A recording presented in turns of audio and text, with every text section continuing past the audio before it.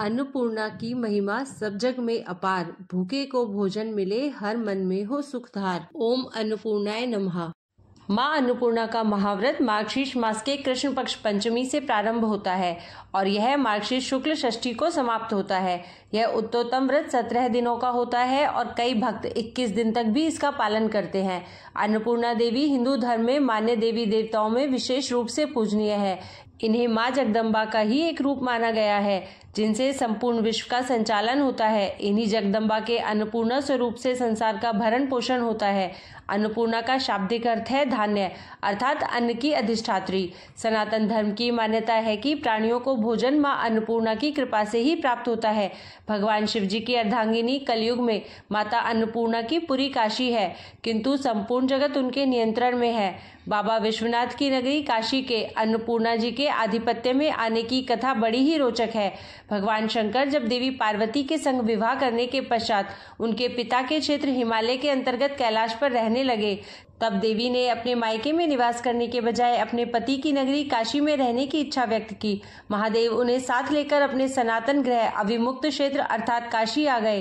काशी उस समय केवल एक महाशमशान नगरी थी। माता पार्वती को सामान्य गृहस्थ स्त्री के समान ही अपने घर का मात्र शमशान होना नहीं भाया। इस पर यह व्यवस्था बनी कि सत्य, त्रेता और द्वापर इन 3 युगों में काशी शमशान रहे और कलयुग में यह अन्नपूर्णा की पुरी होकर बसे। इसी कारण वर्तमान समय में माँ अन्नपूर्णा का मंदिर काशी का प्रधान देवी पीठ हुआ। स्कंद पुराण के काशी खंड में लिखा है कि भगवान विश्वेश्वर गृहस्थ है और भवानी उनकी गृहस्थी चलाती है, अतः काशी वासियों के योग क्षेम का भार इन्हीं पर है। ब्रह्म वैवर्त पुराण के काशी रहस्य के अनुसार भवानी ही अन्नपूर्णा है, परंतु जनमानस आज भी अन्नपूर्णा को ही भवानी मानते हैं। श्रद्धालुओं की ऐसी धारणा है कि माँ अन्नपूर्णा की नगरी काशी में कभी कोई भूखा नहीं सोता है। भगवती अन्नपूर्णा पृथ्वी पर साक्षात कल्पलता है, क्योंकि ये अपने भक्तों को मनोवांछित फल प्रदान करती है। स्वयं भगवान शंकर इनकी प्रशंसा में कहते हैं, मैं अपने 5 मुखों से भी अन्नपूर्णा का पूरा गुणगान नहीं कर सकता। यद्यपि बाबा विश्वनाथ काशी में शरीर त्यागने वाले को तारक मंत्र देकर मुक्ति प्रदान करते हैं, तथापि इसकी याचना माँ अन्नपूर्णा से ही की जाती है। गृहस्थ धन धान्य की तो योगी ज्ञान वैराग्य की भिक्षा इनसे मांगते हैं। अब आइए श्रवण करते हैं माता अन्नपूर्णा की व्रत कथा। एक समय की बात है, काशी निवासी धनंजय की पत्नी का नाम सुलक्षण था। उसे अन्य सब सुख प्राप्त थे, केवल निर्धनता ही उसके दुख का एकमात्र कारण थी। यह दुख उसे हर समय सताता रहता था। एक दिन सुलक्षणा पति से बोली, स्वामी आप कुछ उद्यम करो तो काम चले। इस प्रकार कब तक काम चलेगा? सुलक्षणा की बात धनंजय के मन में बैठ गई और वह उसी दिन विश्वनाथ शंकर जी को प्रसन्न करने के लिए बैठ गया और कहने लगा, हे देवाधिदेव विश्वेश्वर, मुझे पूजा पाठ कुछ आता नहीं है, केवल आपके भरोसे बैठा हूँ। इतनी विनती करके वह 2-3 दिन भूखा प्यासा बैठा रहा। यह देखकर भगवान शंकर ने उसके कान में अन्नपूर्णा अन्नपूर्णा अन्नपूर्णा इस प्रकार 3 बार कहा। यह कौन क्या कह गया? इसी सोच में धनंजय पड़ गया कि मंदिर से आते ब्राह्मणों को देखकर पूछने लगा, पंडित जी अन्नपूर्णा कौन है? ब्राह्मणों ने कहा, तू अन्न छोड़ बैठा है सो तुझे अन्न की ही बात सूझती है, जा घर जाकर अन्न ग्रहण कर। धनंजय घर गया, स्त्री से सारी बात कही। वह बोली, नाथ चिंता मत करो, स्वयं शंकर जी ने यह मंत्र दिया है, वे स्वयं ही खुलासा करेंगे, आप फिर जाकर उनकी आराधना करो। धनंजय फिर जैसा का तैसा पूजा में बैठ गया।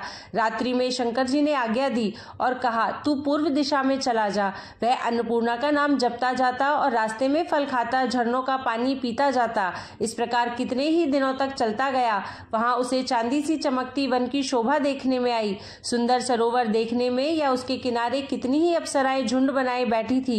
एक कथा सुनती और सब मिलकर माँ अन्नपूर्णा इस प्रकार बार बार कहती थी। यह अघन अर्थात मार्गशीर्ष मास की उजेली रात थी और आज से ही व्रत का आरंभ था। जिस शब्द की खोज करने वह निकला था वह उसे वहां सुनने को मिला। धनंजय ने उनके पास जाकर पूछा, हे देवियों, आप यह क्या करती हो? उन सब ने कहा, हम सब माँ अन्नपूर्णा का व्रत करती है। धनंजय ने पूछा, व्रत पूजा करने से क्या होता है? यह किसी ने किया भी है? इसे कब किया जाए? कैसा व्रत है? और इसकी क्या विधि है, मुझसे भी विस्तार से बतलाओ। वे कहने लगी, इस व्रत को सब कोई कर सकते हैं। 21 दिन तक के लिए 21 गांठ का सूत लेना चाहिए। 21 दिन यदि न बने तो एक दिन उपवास करे, यह भी न बने तो केवल कथा सुनकर प्रसाद ले। निराहार रहकर कथा कहे, कथा सुनने वाला कोई न मिले तो पीपल के पत्तों को रख, सुपारी या घृत कुमारी अर्थात ग्वारपाठा वृक्ष को सामने कर, दीपक को साक्षी कर, सूर्य, गाय, तुलसी या महादेव को बिना कथा सुनाए मुख में दाना न डाले। यदि भूल से कुछ पड़ जाए तो एक दिवस फिर उपवास करे। व्रत के दिन क्रोध न करे और झूठ न बोले।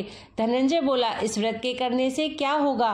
वे कहने लगी, इसके करने से अंधों को नेत्र मिले, लूलों को हाथ मिले, निर्धन के घर धन आए, बांझी को संतान मिले, मूर्ख को विद्या आए। जो जिस कामना से व्रत करे माँ उसकी इच्छा पूरी करती है।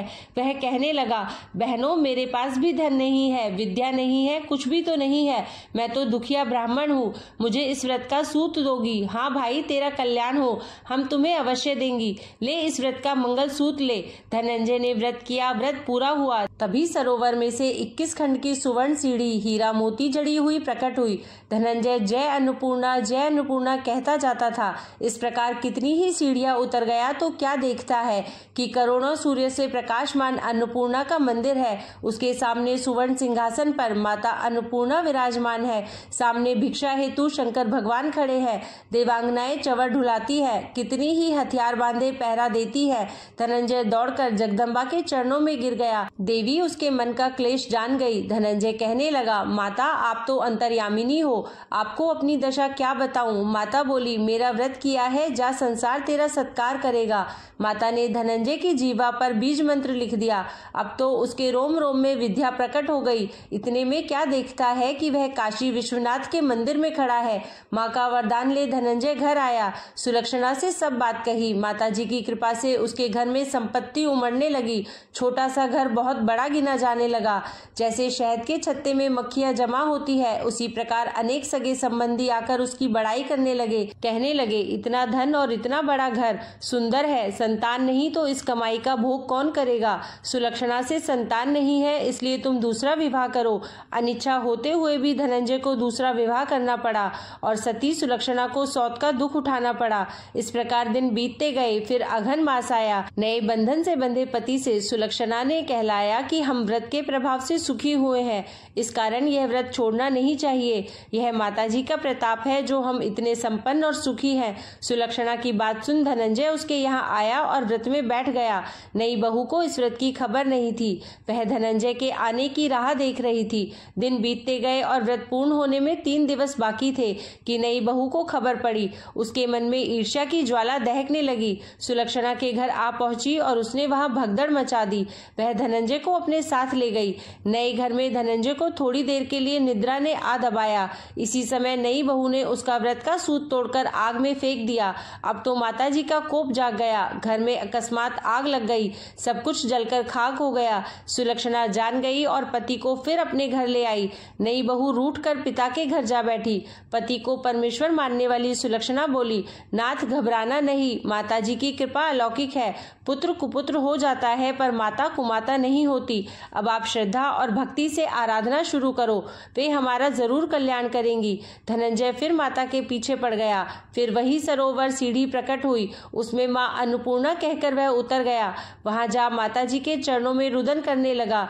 माता प्रसन्न हो बोली, यह मेरी स्वर्ण की मूर्ति ले, उसकी पूजा करना, तू फिर सुखी हो जाएगा। जा, तुझे मेरा आशीर्वाद है। तेरी स्त्री सुलक्षणा ने श्रद्धा से मेरा व्रत किया है, उसे मैंने पुत्र दिया है। धनंजय ने आंखें खोली तो खुद को काशी विश्वनाथ के मंदिर में खड़ा पाया। वहां से फिर उसी प्रकार घर को आया। इधर सुलक्षणा के दिन चढ़े और महीने पूरे होते ही पुत्र का जन्म हुआ। गांव में आश्चर्य की लहर दौड़ गई। इस प्रकार उसी गांव के निसंतान सेठ के पुत्र होने पर उसने माता अन्नपूर्णा का मंदिर बनवा दिया। उसमें माताजी धूमधाम से पधारी, यज्ञ किया और धनंजय को मंदिर के आचार्य का पद दे दिया। जीविका के लिए मंदिर की दक्षिणा और रहने के लिए बड़ा सुंदर सा भवन दिया। धनंजय स्त्री पुत्र सहित वहां रहने लगा। माताजी के चढ़ावे में भरपूर आमदनी होने लगी। उधर नई बहू के पिता के घर डाका पड़ा, सब लुट गया। वे भीख मांगकर पेट भरने लगे। सुलक्षणा ने यह सुना तो उन्हें बुला भेजा। उन सबको सुलक्षणा ने अलग घर में रख लिया और उनके अन्न वस्त्र का प्रबंध कर दिया। धनंजय, सुलक्षणा और उसका पुत्र माताजी की कृपा से आनंद से रहने लगे। माताजी ने जैसे इनके भंडार भरे वैसे सबके भंडार भरना। अब आइए सुनते हैं माता अन्नपूर्णा की दूसरी कथा। एक गांव में एक साहूकार परिवार था जिसके 5 बेटे, बहू और 2 बेटियां थी।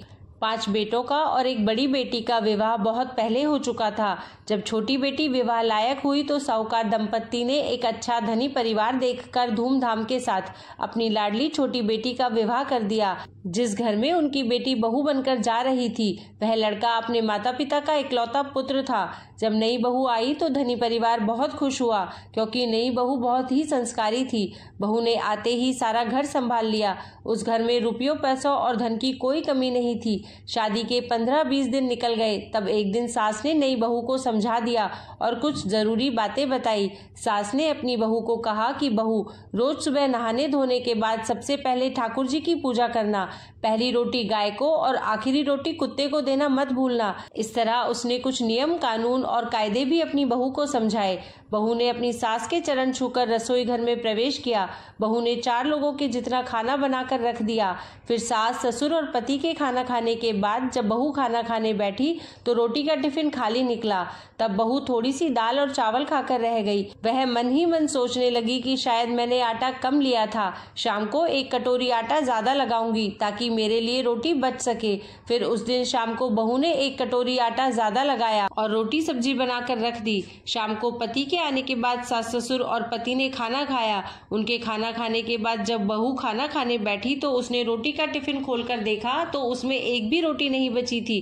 वह मन ही मन बहुत सोचने लगी कि मैंने शाम को 4 रोटी का आटा ज्यादा लगाया लेकिन फिर भी मेरे लिए रोटी नहीं बची। वह फिर से सब्जी खाकर और पानी पीकर सो गई।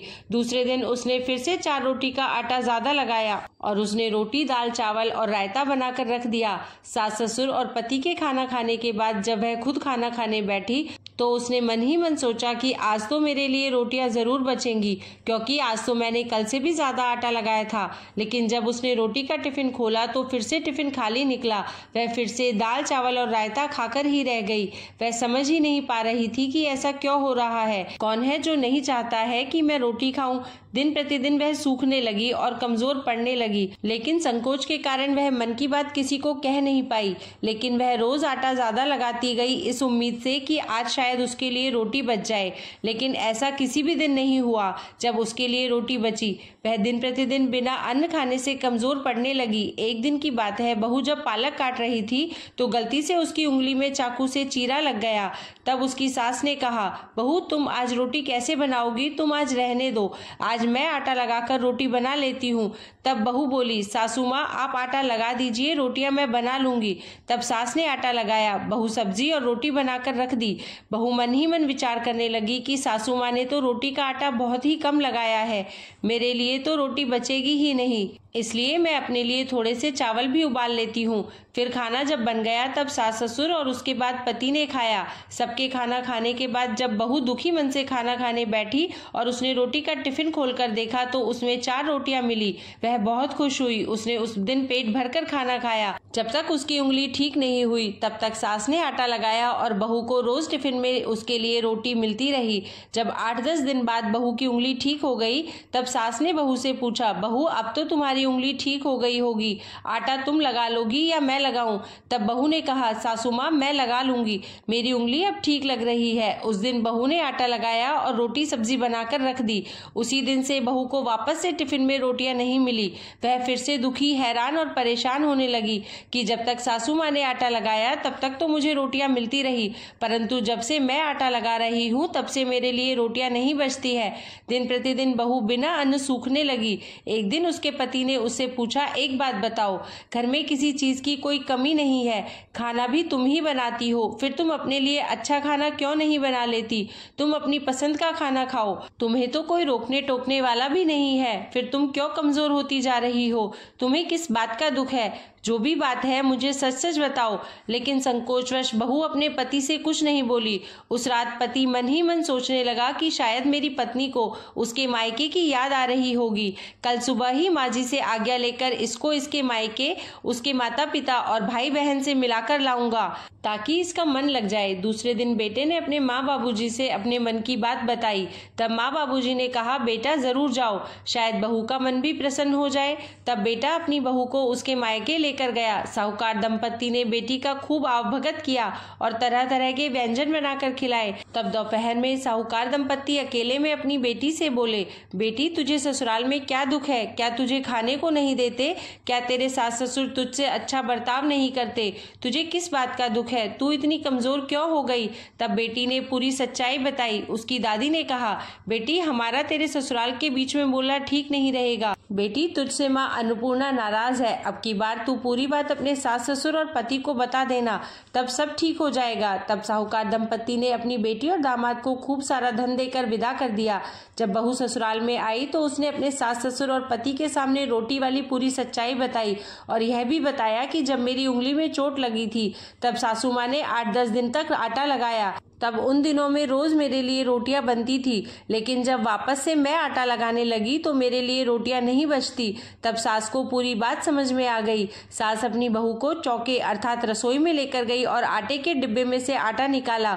बहू के सामने आटा लगाने के बाद परात में एक कोने में गुथे हुए आटे को रखा और गुथे हुए आटे पर अपनी 5 उंगलियों की छाप छोड़ दी। सास ने बहू से कहा, शायद यह मेरी गलती है कि मैंने तुझे नहीं बताया। अब देखो बहू, यह चिन्ह माँ अन्नपूर्णा और माता लक्ष्मी का माना जाता है। ऐसा करने से घर में कोई सदस्य भूखा नहीं रहता। उस दिन के बाद बहू आटा लगाने के बाद खुद के हाथ की उंगलियों का चिन्ह आटे पर छोड़ने लगी। उस दिन से बहू के ऊपर भी माँ अन्नपूर्णा और माता लक्ष्मी प्रसन्न रहने लगी। अब उसके लिए भी रोटियां बचने लगी और वह भी भरपेट खाना खाने लगी।